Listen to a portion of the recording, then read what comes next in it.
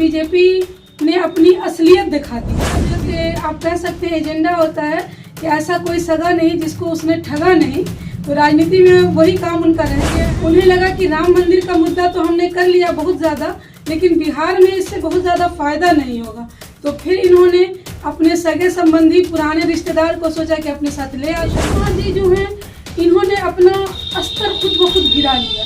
आप कहते हैं कि मैं मर जाऊंगा उनके साथ नहीं जाऊंगा, तो क्या आपका अंतिम संस्कार हो कि ये दूसरा जन्म हुआ जो आप उनके साथ चले गए? यही ऐसा लग रहा है कि उन्होंने दबाव में ये कदम उठाया है। हो सकता है कि उनके ऊपर प्रेशर रहा हो सकता हो कि कोई डर या भय हो कि अगर हम उनके साथ नहीं गए तो हमारे साथ ईडी हो जाए, सीबीआई हो जाए, कुछ भी हो जाए। उनको देखकर नहीं लग रहा है कि वो एक फ्रेश मुख्यमंत्री हैं जो डेवलपमेंट के लिए आए हैं। ऐसा लग रहा है कि बस खुद को बचाने के लिए किसी को लगा नौकरी बांटते बांटते कहीं हम खुद बेरोजगार ना हो जाए, इसीलिए रोजगार तलाशने चले गए। गठबंधन पर इसका कोई खास असर नहीं पड़ेगा। लोग आएंगे जाएंगे हवा के झोंके की तरह, लेकिन जो मजबूती से पेड़ खड़ा रहता है उसे कोई हिला नहीं सकता है। बेगूसराय फ्रंटलाइन इस वक्त मेरे सामने हैं वार्ड पार्षद और भारतीय कम्युनिस्ट पार्टी की नेत्री डॉक्टर शगुफ्ता ताजवर से मैं बात करने जा रहा हूँ। अभी बिहार में राजनीति उथल पुथल हो गया। नीतीश कुमार ने एक बार फिर पलटी मारे और बिहार में नई सरकार का गठन हो गया है। बीजेपी के शीर्ष नेता ने कहा करते थे जो नीतीश कुमार के लिए दरवाजे बंद हो गए, ये दरवाजा कैसे खुला, इस पर आप क्या कहेंगे? बहुत अच्छा सवाल आपने किया कि ये दरवाजा कैसे खुला। अभी जो हम लोगों ने एक सप्ताह के भीतर बिहार की राजनीति का घटनाक्रम देखा, वाकई कहिए कि बीजेपी ने अपनी असलियत दिखा दी। बीजेपी का जो कि आप कह सकते हैं एजेंडा होता है कि ऐसा कोई सगा नहीं जिसको उसने ठगा नहीं, तो राजनीति में वही काम उनका रह गया है। उन्हें लगा कि राम मंदिर का मुद्दा तो हमने कर लिया बहुत ज़्यादा, लेकिन बिहार में इससे बहुत ज़्यादा फायदा नहीं होगा, तो फिर इन्होंने अपने सगे संबंधी पुराने रिश्तेदार को सोचा कि अपने साथ ले आते हैं। नीतीश जी को भी लगा कि चलिए हम जहाँ सट रहे हैं हो सकता है वहाँ से हमको राम मंदिर के मुद्दा का फायदा मिल जाए, तो दोनों पलटू राम ने एक दूसरे को पलटा दे करके फिर से दरवाजा खोल लिया। नीतीश कुमार को चेहरा माना जाता है राजनीति में, बिहार का चेहरा। क्या नीतीश कुमार कभी जदयू से कभी राजद में, राजद से भाजपा में, इस बार 9वीं बार मुख्यमंत्री का शपथ ग्रहण किए, क्या कहिए? देखिए, कोई एक व्यक्ति एक स्टेट का चेहरा नहीं हो सकता है। जो व्यक्ति काम कर सकता है, जो व्यक्ति उस राज्य का डेवलपमेंट कर सकता है, वही उसका चेहरा होता है।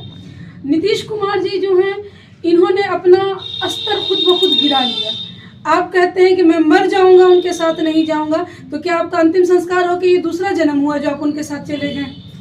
नीतीश कुमार को कुर्सी कुमार कहना कहीं से गलत नहीं है। नीतीश कुमार थके हुए मुख्यमंत्री लग रहे हैं, इस पर आप क्या कहेंगे? बिल्कुल, शपथ ग्रहण का फोटो वीडियो देखिए ना, उनके चेहरे पे कहीं उत्साह है? उनके चेहरे में ऐसा लग रहा है कि उन्होंने दबाव में ये कदम उठाया है। हो सकता है कि उनके ऊपर प्रेशर रहा हो सकता हो कि कोई डर या भय हो कि अगर हम उनके साथ नहीं गए तो हमारे साथ ईडी हो जाए, सीबीआई हो जाए, कुछ भी हो जाए, लेकिन कुछ तो है, क्योंकि उनको देखकर नहीं लग रहा है कि वो एक फ्रेश मुख्यमंत्री हैं जो डेवलपमेंट के लिए आए हैं। ऐसा लग रहा है कि बस खुद को बचाने के लिए आए हैं। नीतीश कुमार की पहल पर इंडिया गठबंधन बना और ये खुद ही बाहर चले गए, इस पर इंडिया गठबंधन पर क्या फर्क पड़ेगा? देखिए, इंडिया गठबंधन किसी एक व्यक्ति का गठबंधन नहीं था। इंडिया गठबंधन तमाम सेकुलर जो भी पार्टीज हैं, जो देश के संविधान में विश्वास करती हैं, जो पार्टियां देश में सांप्रदायिकता को जड़ से मिटाना चाहती हैं, ये उनका गठबंधन है। तो एक व्यक्ति सूत्रधार हो सकता है, लेकिन एक व्यक्ति गठबंधन नहीं हो सकता है। उनके जाने से कोई फर्क नहीं पड़ेगा। हमारा एजेंडा, हमारा मुद्दा, हम जिस चीज को लेकर गठबंधन में आए हैं वो सब कायम रहेगा और हम लोकसभा चुनाव पूरी मजबूती के साथ लड़ेंगे। 2 महीना के बाद लोकसभा का चुनाव है, इसका राजनीति, बिहार के राजनीति पर क्या प्रभाव पड़ेगा? बिहार की जनता भली भांति जान रही है कि उनके साथ क्या हो रहा है। बिहार की जनता इतनी बेवकूफ नहीं है। उसने देखा कि जब इस गठबंधन में 17 महीने की सरकार बनी तो कैसे 4 लाख बेरोजगारों को रोजगार मिल गया। अगर 4 लाख लोगों को रोजगार मिला है तो हर एक व्यक्ति के साथ 4 लोग जुड़ा होता है, यानी कि 4 16 लाख लोगों का आर्थिक स्तर सुधरा। तो वो अपना स्तर देखेगी कि इस सरकार को देखेगी। इस सरकार ने 15 साल बीजेपी के साथ शासन किया, क्या कर लिया? अचानक ऐसी कौन सी बात आ गई, नीतीश जी नौकरी बांटते बांटते जो है पार्टी बदल लिए, इस पर आप क्या कहेंगे? नीतीश जी को लगा नौकरी बांटते बांटते कहीं हम खुद बेरोजगार ना हो जाए, इसीलिए रोजगार तलाशने चले गए हैं। तो अभी राजद में क्या इसका असर पड़ेगा? नहीं, राजद अपने संगठन में मजबूत है।